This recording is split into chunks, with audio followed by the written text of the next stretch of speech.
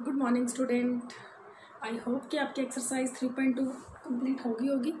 Now next we start exercise 3.3। और बच्चे 3.3 के अंदर हम क्या करेंगे, algebraic method of solving a pair of linear equations. Means अभी तक आपने क्या किया था कि आपके पास लीनियर इक्वेशंस आ रही थी, ओके लेकिन आप क्या कर रहे थे, लीनियर इक्वेशन को या तो आप कंपेयरिंग मेथड से उसमें चेक कर रहे थे कि कितने सोल्यूशन है, या फिर आप क्या कर रहे थे कि ग्राफिकली चेक कर रहे थे कि उसके अंदर कितने सोल्यूशन है। अब आप क्या करोगे, आपके पास कुछ मेथड आएंगे, सेवरल मेथड आएंगे। तो मेथड जो मैं आपको वन बाय वन बताती जाऊंगी। जैसे कि आपकी एक्सरसाइज जो 3.3 है उसके अंदर जो आपका मेथड आएगा that is substitution method. Substitution method के अंदर मैं भी बताती हूँ, आपको क्लियर कर दूंगी। ऐसे ही आपका सेकंड मेथड आएगा, फिर आपके पास उसके बाद थर्ड मेथड भी आएगा। तो मैंने क्या किया, डायरेक्ट स्टार्ट किया question exercise 3.3 question number first का फर्स्ट पार्ट।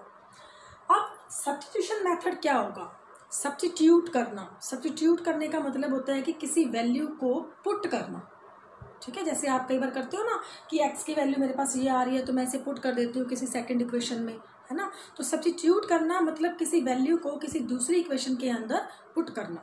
नाउ सबसे पहले आपके पास क्या होगा, कोई दो इक्वेशन होंगी। जैसे मैंने ली यहाँ पर x + y = 14 and x - y = 4। तो मैंने सबसे पहले क्या करेंगे, इन दोनों इक्वेशन के नेम राइट कर लोगे, first equation and second equation. दोनों इक्वेशन में से कोई भी एक इक्वेशन को आप चूज करोगे। सपोज मैंने चूज की यहाँ पर फर्स्ट। नाउ फ्रॉम इक्वेशन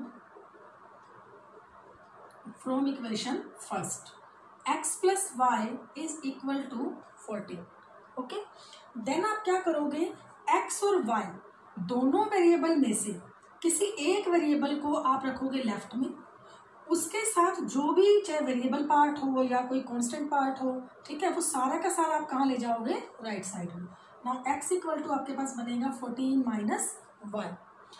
यहाँ पे आपके पास क्या बनेगा, ये जो कंडीशन आएगी, ये जो इक्वेशन बनेगी, इसे आप नेम दे दोगे इक्वेशन नंबर थर्ड। अब ये जो आपने वैल्यू निकाली उसमें आपने कौन सी इक्वेशन का यूज किया, फर्स्ट का यूज करके आपने एक वेरिएबल की वैल्यू फाइंड आउट कर लेनी है।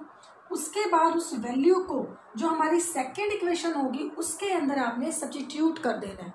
सब्स्टिट्यूट मतलब पुट कर देना है। So that's why that is called substitution method.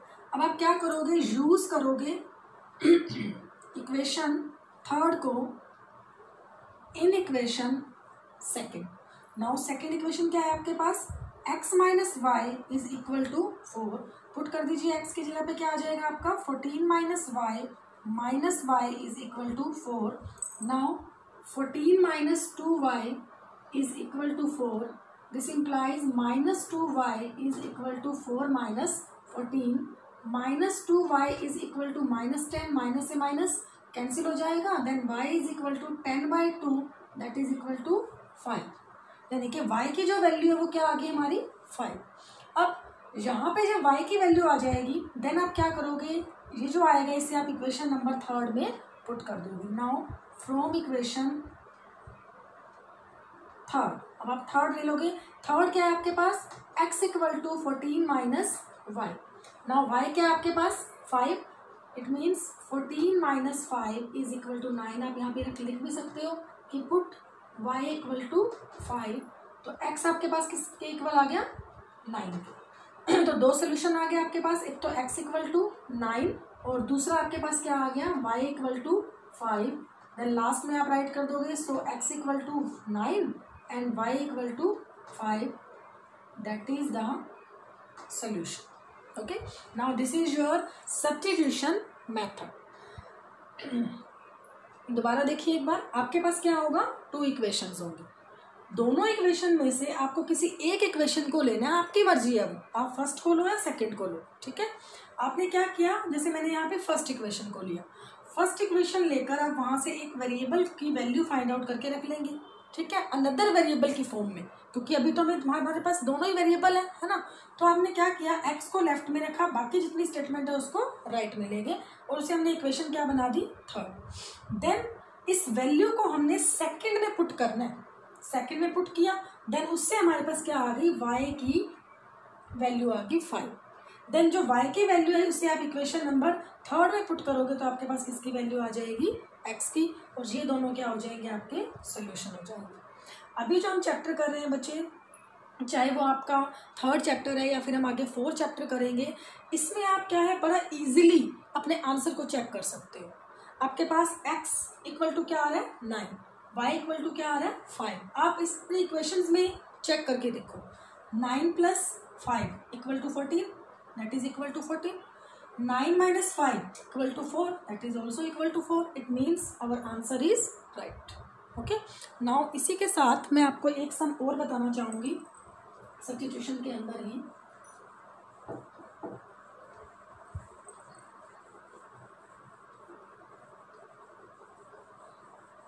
Suppose कि आपके पास, जैसे मैं इसका कर रही हूँ बच्चे 3rd पार्ट, फर्स्ट का ही 3rd part, 3x - y is equal to 3। Second है अपने पास 9x - 3y is equal to 9। और हमें ये कह रहे हैं कि सब्स्टिट्यूशन मेथड लगाओ। तो सबसे पहले हमने लिया इक्वेशन नंबर 1, इसे इक्वेशन नंबर 2। नाउ मैं यहाँ पे ले रही हूँ बच्चे इक्वेशन फर्स्ट को। फर्स्ट इक्वेशन ली 3x - y is equal to 3। अब मैं यहाँ पे क्या कर रही हूँ, y को मैं उधर लेके जा रही हूँ। Now 3x is equal to 3 + y। तो मुझे क्या करना है, यहाँ पे सिर्फ वेरिएबल ही होना चाहिए, उसके साथ कुछ भी अगर कांस्टेंट मल्टीप्लाई में है तो वो भी आपको राइट साइड में ही लेके जाना है। यहाँ पे सिर्फ वेरिएबल के अलावा और कुछ नहीं होना चाहिए इसके साथ। Now x equal to 3 + y divided by 3, और इसे इक्वेशन नंबर क्या बना लोगे 3। अब इस x की वैल्यू को आप सेकेंड इक्वेशन के अंदर पुट कर दोगे। Now use equation 3rd in equation second आपके पास क्या है 9x, और x की वैल्यू क्या है आपकी 3 + y बाई 3। x की जगह आप पुट कर दोगे 3 + y by 3 - 3y is equal to 9। अब 3 × 3, 3 × 3 = 9, ये बचा आपके पास 3 × 3 + y - 3y is equal to 9। Now 3 × 3 = 9, 3 को y से मल्टीप्लाई करोगे 3y - 3y is equal to 9। 3y से तो ये 3y कैंसिल हो गया, है ना। आपके पास क्या आ गया यहाँ पर 9 इक्वल टू 9। तो बच्चे ऐसे भी कंडीशन आ सकती है कि आप जो सम कर रहे हो उसके अकॉर्डिंग आपका जो वेरिएबल है वो रिमूव हो जाए। जब आपका यहाँ पे y रिमूव हो गया, इट मीन्स आप x कैसे फाइंड आउट करोगे, है ना।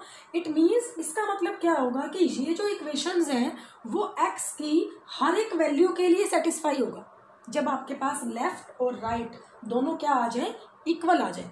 बिकॉज यहाँ पे कौन सा साइन है, इक्वल का साइन है। इट मीन्स ये जो हमने वैल्यू पुट करी है इसकी जगह अगर मान लो कोई और कंडीशन होती है, कैसे हम उल्टा भी अगर हम पुट कर लेते, सेकंड लेके फर्स्ट में पुट कर लेते, तो भी यही कंडीशन बनेगी, ठीक है।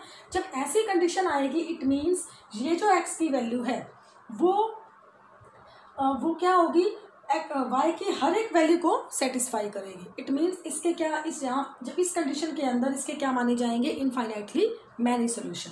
हम कहेंगे so equations have infinitely many solution,